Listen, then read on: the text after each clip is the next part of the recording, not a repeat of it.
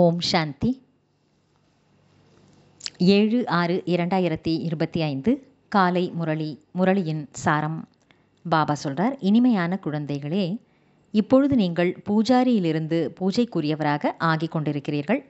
பூஜைக்குரிய தந்தை உங்களை தனக்கு சமமாக பூஜைக்குரியவராக மாற்றுவதற்காக வந்திருக்கின்றார்.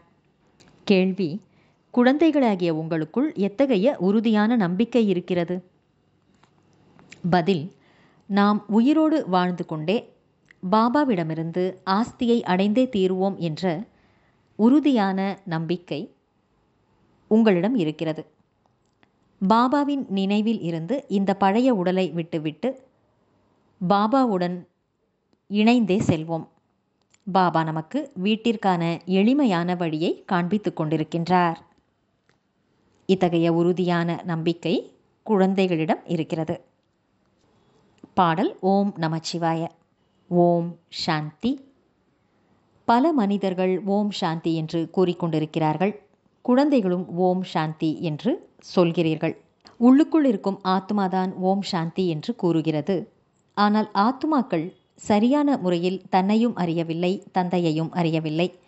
ஆனால் அழைக்கிறார்கள். நான் யார், எப்படி இருக்கின்றேன் என்பதை யாரும் அறியவில்லை என்று பாபா கூறுகிறார்.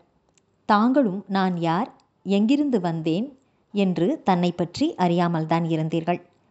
ஆத்மா ஆண் அல்லவா? ஆண் குழந்தையாகும். தந்தை பரமாத்மா ஆவார். எனவே ஆத்மாக்கள் தங்களுக்குள் சகோதரர்கள் ஆகிவிட்டனர். பிறகு உடல் எடுத்து வருகின்ற காரணத்தினால் சிலரை ஆண் என்றும் சிலரை பெண் என்றும் கூறுகிறார்கள். ஆனால் உண்மையில் பார்த்தால் ஆத்மா என்ன என்பதை எந்த மனிதரும் அறியவில்லை. இப்பொழுது குழந்தைகளாகிய உங்களுக்கு இந்த ஞானம் கிடைத்துள்ளது. அதை நீங்கள் தன்னுடன் எடுத்துச் செல்லுகிறீர்கள். நாம் ஆத்மா இந்த பழைய உடலை விட்டுவிட்டு மற்றொன்றை எடுக்கின்றோம் என்ற இந்த ஞானம் அங்கே இருக்கிறது. ஆத்மாவின் அறிமுகத்தை உடனெடுத்துச் செல்கின்றனர். முதலில் ஆத்மாவை பற்றி கூட அறியவில்லை. நாம் எப்பொழுதிலிருந்து நடிக்கிறோம் எதையும் அறியவில்லை. இதுவரை கூட ஒரு சிலர் தன்னை பற்றி முழுமையாக அறிந்து கொள்ளவில்லை. பெரிய லிங்க ரூபத்தில் நினைக்கிறார்கள். நான் ஆத்மா புள்ளியாக இருக்கின்றேன், தந்தையும் புள்ளியாக இருக்கின்றார். அந்த ரூபத்தில் நினைக்க வேண்டும். இவ்வாறு சிலரே இருக்கிறார்கள். புத்தி வரிசை கிரமத்தில் இருக்கிறதல்லவா? சிலரே நன்கு புரிந்து கொண்டு பிறருக்கும் நன்கு புரிய வைக்கிறார்கள். தன்னை ஆத்மா என்று உணர்ந்து தந்தையை நினையுங்கள் என்று நீங்கள் புரிய வைக்கிறீர்கள். தந்தைதான் பதீத பாவனராவார். முதலில் மனிதர்களுக்கு ஆத்மாவை பற்றிய அறிமுகமே இல்லை. எனவே அதையும் புரிய வைக்க வேண்டியுள்ளது. தன்னை ஆத்மா என்று நிச்சயப்படுத்தி கொண்டால்தான் தந்தையை பற்றி புரிய வைக்க முடியும். ஆத்மாவை பற்றியே அறியவில்லை. ஆகவே தந்தையை பற்றியும் முழுமையாக தெரியவில்லை. இப்போது ஆத்மாக்களாகிய நாம் புள்ளியாக இருக்கிறோம் என்று குழந்தைகளாகிய நீங்கள் அறிகிறீர்கள். இவ்வளவு சிறிய ஆத்மாவில் 84 பிறவிகளின் நடிப்பு பதிவாகியுள்ளது. இதையும் நீங்கள் புரிய வைக்க வேண்டும். இல்லை என்றால் ஞானம் மிகவும் நன்றாக இருக்கிறது என்று மட்டும் கூறுகிறார்கள். பகவானை சந்திக்கும் வழியை மிக நன்றாக கூறுகிறார்கள். ஆனால் நான் யார், தந்தை யார் என்பதை அறியவில்லை. நல்லது நல்லது என்று மட்டும் சொல்கிறார்கள். ஒரு சிலரோ இவர்கள் நாத்திகர்களாக மாற்றுகிறார்கள் என்று மட்டும் கூறுகிறார்கள். ஞானத்தை பற்றிய புரிதல் யாருக்கும் இல்லை என்று நீங்கள் அறிகிறீர்கள். இப்பொழுது நாம் பூஜைக்குரியவராக மாறிக்கொண்டிருக்கிறோம் என்று நீங்கள் புரிய வைக்கிறீர்கள். நாம் யாரையும் பூஜை செய்வதில்லை. ஏனென்றால் அனைவராலும் பூஜிக்கப்படக்கூடியவர் உயர்ந்ததிலும் உயர்ந்த பகவான் ஆவார். நாம் அவருடைய வாரிசுகள் ஆவோம். அவரே பூஜைக்குரிய பிதாஸ்ரீ ஆவார். இப்பொழுது குழந்தைகள் நீங்கள் அறிவீர்கள். பிதாஸ்ரீ நம்மை தன்னுடையவர்களாக ஆக்கி படிப்பை சொல்லிக் கொடுத்து கொண்டிருக்கின்றார். அனைவரையும் விட உயர்ந்ததிலும் உயர்ந்த பூஜைக்குரியவர் அவர் ஒருவர்தான். அவரை தவிர வேறு யாரும் பூஜைக்குரியவர்களாக மாற்ற முடியாது. பூஜாரிகளாக பக்தர்களாக இருப்பவர்கள் நிச்சயமாக பூஜாரியாகத்தான் மற்றவர்களையும் மாற்றுவார்கள். உலகத்தில் அனைவரும் பூஜாரிகளாக பக்தர்களாக இருக்கிறார்கள். உங்களுக்கு இப்பொழுது பூஜைக்குரியவர் கிடைத்துவிட்டார். அவர் தனக்கு சமமாக உங்களை மாற்றிக்கொண்டிருக்கிறார். பூஜை செய்வதில் இருந்து உங்களை விடுவித்து விட்டார். தன்னுடன் அழைத்து செல்கின்றார். இது சீச்சி உலகம், மரண உலகமாகும். ராவண ராஜ்யம் ஆரம்பமாகும் போது பக்தியும் ஆரம்பமாகிறது. பூஜைக்குரியவர் என்ற நிலையிலிருந்து பூஜாரி ஆகிறார்கள். பிறகு பூஜாரியிலிருந்து பூஜைக்குரியவராக மாற்றுவதற்காக தந்தை வரவேண்டியுள்ளது. இப்பொழுது நீங்கள் பூஜைக்குரிய தேவதைகளாக மாறிக்கொண்டிருக்கிறீர்கள். நல்லது. தாரணைக்கான முக்கியமான சாரம் 1.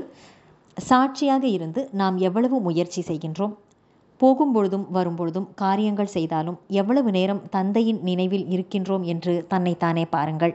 2. இந்த உடலினால் ஒருபோதும் துன்பமடையக்கூடாது. இந்த உடலில் வாழ்ந்து கொண்டே தந்தையிடமிருந்து ஆஸ்தியை அடைய வேண்டும். இந்த வாழ்க்கையில் சொர்க்கவாசி ஆவதற்காக முழுமையாக படிக்க வேண்டும். வரதானம்: திரிகாலதரிசி மற்றும் சாட்சி என்ற பார்வையாளராகி ஒவ்வொரு கர்மத்தையும் செய்து கொண்டே பந்தன் முக்து நிலையின் அனுபவத்தின் மூலமாக உதாரண ரூபம் ஆகுக. திரிகாலதரிசி முக்காலத்தையும் அறிந்தவர் மற்றும் சாட்சி என்ற பார்வையாளராக ஆகி ஒவ்வொரு கர்மத்தையும் செய்து கொண்டே பந்தனத்திலிருந்து விடுபட்ட நிலையின் அனுபவத்தின் மூலம் உதாரண ரூபம் ஆகுக. விளக்கம்: திரிகாலதரிசி நிலையிலே நிலைத்திருந்து எந்த ஒரு செயலின் முதல், இடை மற்றும் கடைசி நிலையை அறிந்து கர்மத்தை செய்கிறீர்கள் என்றால் பிறகு எந்த செயலும் விக்கர்மமாக பாவச் செயலாக ஆக முடியாது. நீங்கள் சதா சுகர்மம் நற்கர்மத்தையே செய்வீர்கள். அப்பேற்பட்ட சாட்சி என்ற பார்வையாளராகி கர்மம் செய்வதன் மூலம் எந்த ஒரு கர்மத்தின் பந்தனத்திலும் கட்டுண்ட கர்ம பந்தனமுள்ள ஆத்மாவாக ஆக மாட்டீர்கள். கர்மத்தினுடைய பலன் சிரேஷ்டமாக ஆவதன் காரணத்தினால் கர்ம சம்பந்தத்தில் வருவீர்கள், பந்தனத்திலே அல்ல. கர்மம் செய்யும் பொழுது விடுபட்டவராகவும் மற்றும் அன்பானவராகவும் இருந்தீர்கள் என்றால் அநேக ஆத்மாக்களுக்கு முன்னால் நீங்கள் உதாரண ரூபமாக, அதாவது எடுத்துக்காட்டாக ஆகிவிடுவீர்கள். ஸ்லோகன்: யார் மனதினால் சதா திருப்தியாக இருக்கிறார்களோ அவர்களே டபுள் லைட் ஆவார்கள். நல்லது.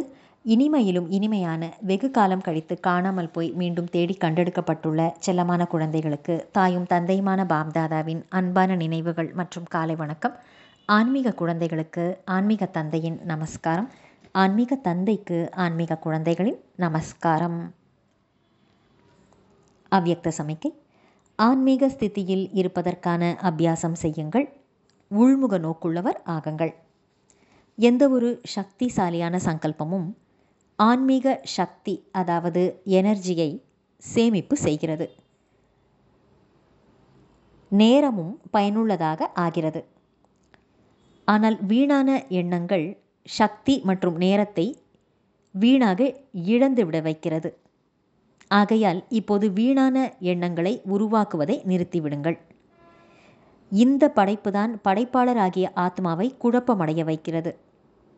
எனவே எப்பொழுதும் நான் ஆத்மா, மாஸ்டர் சர்வசக்திமான் என்ற பெருமையில் இருங்கள்.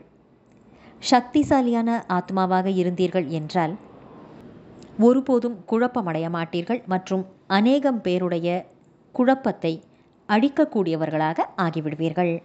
நல்லது. ஓம் சாந்தி.